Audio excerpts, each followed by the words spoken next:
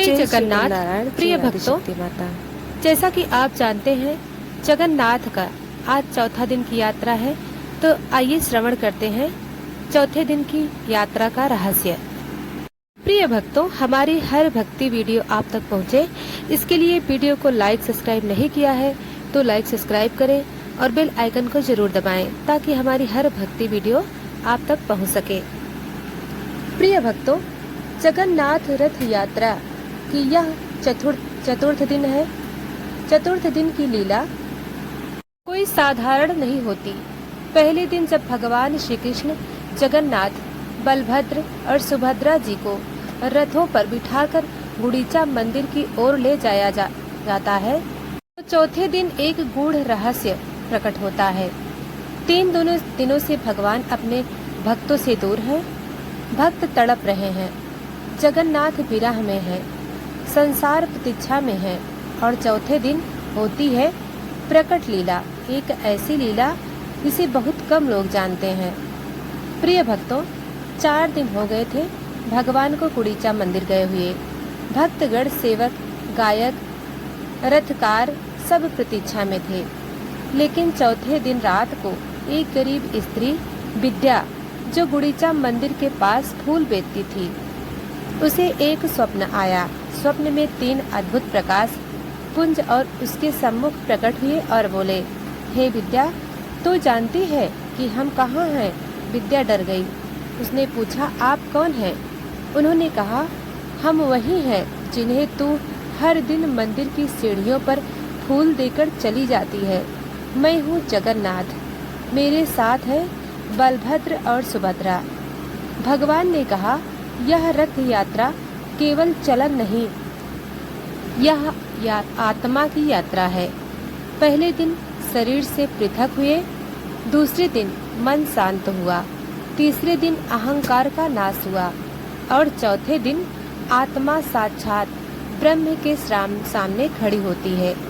यही हमारी लीला है। विद्या ने पूछा, परंतु मैं तो केवल फूल बेचती हूँ, मुझे दर्शन क्यों? भगवान मुस्कुराए, क्योंकि तू फूल बेचती नहीं, भक्ति बांटती है। सुबह होते ही विद्या दौड़कर मंदिर पहुंची। वहां उसका स्वागत हुआ और चौथे दिन उसे सबसे पहले जगन्नाथ जी का दर्शन मिला। तीनों विग्रह शांत, सौम्य और दिव्य रूप में प्रतिष्ठित थे। जब भक्तों ने पूछा, इतना तेज, इतनी शक्ति आज क्यों? तो एक वृद्ध महात्मा ने कहा, चौथा दिन आत्म दर्शन का दिन है। यह वही दिन है जब भगवान केवल आँखों से नहीं, हृदय से दर्शन देते हैं। इस दिन का आध्यात्मिक संदेश।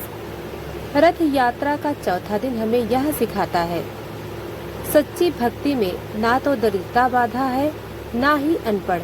भगवान उसी को दर्शन देते हैं जो निरहंकार होकर फूल चढ़ाता है, चाहे वो शब्द से हो, चाहे भाव से। चतुर्थ दिवस की पूजा विधि। प्रातः काल श्री जगन्नाथ जी के नाम का कीर्तन करें, 108 बार जप करें। ओम जगन्नाथ नमः। केले, नारियल और तुलसी पत्र का भोग लगाएं। घर के मंदिर में दीप जलाकर रथ यात्रा की स्मृति करें। गरीबों को भोजन या फूल दान करें। यही चौथे दिन की सच्ची सेवा है। प्रिय भक्तों, अब आइए श्रवण करते हैं एक और कथा। संध्या की बेला 3 दिन बीत चुके थे। भगवान को गुड़ीचा मंदिर आए हुए। राजपथ अब शांत था, रथ स्थिर और भक्तों की उत्सुकता भी अब प्रतीक्षा में बदल गई। परंतु उस दिन भीड़ से बहुत दूर, मंदिर की परिक्रमा से बहुत अलग, पुरी के आश्रम छोर पर एक मिट्टी की झोपड़ी में बैठा था एक युवक, माधव। माधव एक विकलांग परंतु जागृत आत्मा। माधव ना तो चल सकता था, ना दौड़ सकता था। बचपन से ही पैर बेकार थे। वह एक बांस की पटरी पर बैठकर अपने हाथों से खींचकर चलता था। लोग उसे दया की दृष्टि से देखते थे। कुछ लोग कहते थे, पिछले जन्म का पाप है, पर उसकी माता कहती थी, बेटा तुम मत डर, भगवान जगन्नाथ सबका है, एक दिन तुझसे भी रथ खिंचवाएंगे। माधव हर वर्ष बस एक ही इच्छा लेकर जीता था, क्या मैं कभी रथ खींच सकूंगा। वो जानता था उसका शरीर साथ नहीं देगा, परंतु उसका मन, उसका आत्मबल हर वर्ष चिल्लाकर कहता था, मुझे रथ की रस्सी चाहिए, मुझे प्रभु की सेवा चाहिए। 3 दिन बीत चुके थे। चौथे दिन रात्रि को माधव जैसे ही सोया, उसे एक दिव्य स्वप्न आया। एक अद्भुत प्रकाश से उसकी कुटिया भर गई। वहाँ एक वृद्ध ब्राह्मण खड़ा था। उसकी आंखों में करुणा थी। ब्राह्मण बोले, माधव तुझे रथ खींचना है। माधव ने कहा, हाँ, पर मैं चल नहीं सकता। प्रभु ब्राह्मण ने धीरे से कहा, फिर भी तू कह, हे जगन्नाथ मुझे खींच ले। मैं नहीं खींचूंगा, समर्पण से बड़ी कोई शक्ति नहीं है। अगली सुबह चमत्कार का प्रकट होना। सुबह जब सूरज उगा तो पुरी में एक हलचल थी। आज कुछ विशेष था। रथ मार्ग पर हजारों की भीड़ उमड़ रही थी, क्योंकि एक युवक जो कल तक रेंगता था आज रथ के पास खड़ा था और उसके हाथों में थी जगन्नाथ की रस्सी। भीड़ स्तब्ध थी।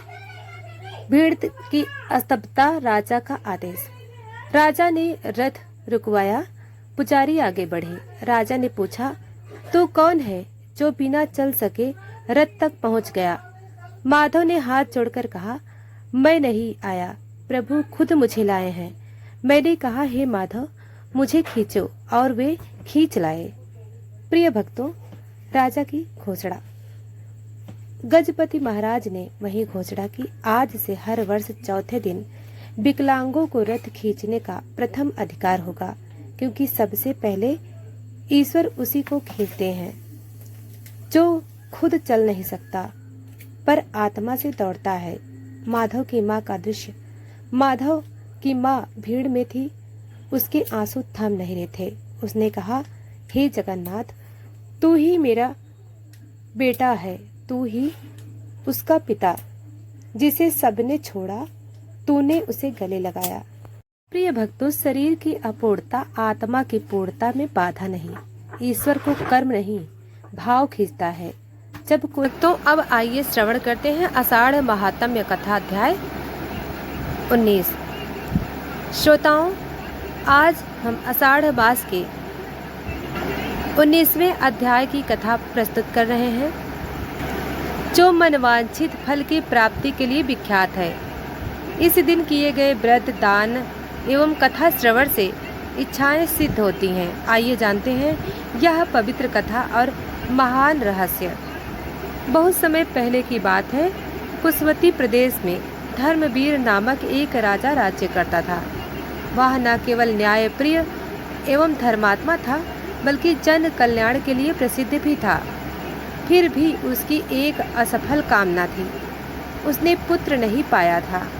ऐसे समय में आषाढ़ महीने में 19वें दिन उसे एक संत महात्मा के दर्शन प्राप्त हुए।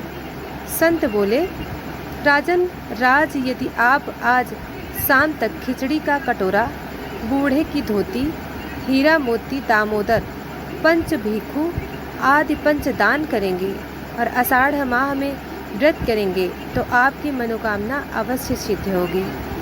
राजा ने सौंपा अपनी आत्मा साधु को और दिन भर इन 5 वस्तुओं का दान करने का संकल्प लिया। राजा ने नगर के प्रत्येक निर्धन को एक कटोरा गरम खिचड़ी वितरण की। चमत्कार, हर एक पीढ़ा भूखे भूखे होंगे, लेकिन वे भगवान विष्णु के आदेशों का आशीर्वाद ले रहे थे। एक पैरा पिंखड़ के बाजार में मिले वृद्ध को राजा ने केवल धोती दी। उस वृद्ध की सारी व्याधियां बाधित हो गईं। उसकी नज़र, कान, ताप, पेट सब सुधर गए। राजा ने एक कीमती हीरा और मोतियों का हार एक आश्रम के ब्राह्मण को भेंट किया। चमत्कार, वहां इंद्र ने दिव्य पुष्प वर्षा कर आशीर्वाद दिया। भूखी गाय मृत प्राय थी। राजा ने उसे अपने हाथों से दूध पिलाया और उसे दामोदर बुलाया। जिसका अर्थ होता है उसकी गोद में दूध पिलाने वाले। वह गाय शक्तिशाली और देहवती हो उठी। राजा ने 5 प्रकार का भिक्षाटन कराया, अन्न, जल, वस्त्र दिया और रामनवमी का प्रसाद। उस दिन अन्न समस्या रहित हो गई। लोगों के खेतों में अन्न फसलें खिल उठीं। ब्राह्मणों ने राजा को आषाढ़ की 19वीं की कथा संध्या में यज्ञ पूजा के विधान बताए। स्नान के पश्चात स्वच्छ वस्त्र धारण करें, धूप दीप गायत्री सूर्य नारायण मंत्र जाप करें, भजन आषाढ़ मास महात्म्य में पाठ करें अथवा सुने। दान के 5 प्रकार करें। ब्राह्मण वनवासी पशु पक्षी सभी में समान दया छोड़ें। श्रद्धा व विनम्रता से वचन दें कि आज तेरा मनवांछित फल ही चाहिए। राजा ने यह सब विधि पूर्वक किया। आषाढ़ महीने में जब वर्षा के कारण नगर में तीव्र सूखा था, उस शाम उसे सतह पर गिरा एक देवदूत आया। हे राजा धर्मवीर, आपने आज इतनी दया दिखाई, मनोकामना की पूर्ति के लिए अर्जुन का धनुष उठाया। प्रभु आपके आश्रम को स्वीकारने को तृप्त हैं। कल प्रभात में पुत्री या पुत्र की प्राप्ति होगी। दोपहर तक नगर में द्वार समझौता, धन, दंपत्ति और संतान तीव्रता से प्राप्त होगी। राज्य में आनंद शांति बनी रहे। अगली पूर्णिमासी दिन राजा के घर बेटा हुआ, जिसका नाम रखा धनवीर। प्रिय भक्तों, अगर आप इस कथा में सच्चे दिल से विश्वास रखते हैं, बस पंच दान करें, व्रत रखें, फिर देखिए कैसे मनोकामना साकार होती है। प्रिय भक्तों, चैनल को लाइक और सब्सक्राइब, शेयर करें और कमेंट में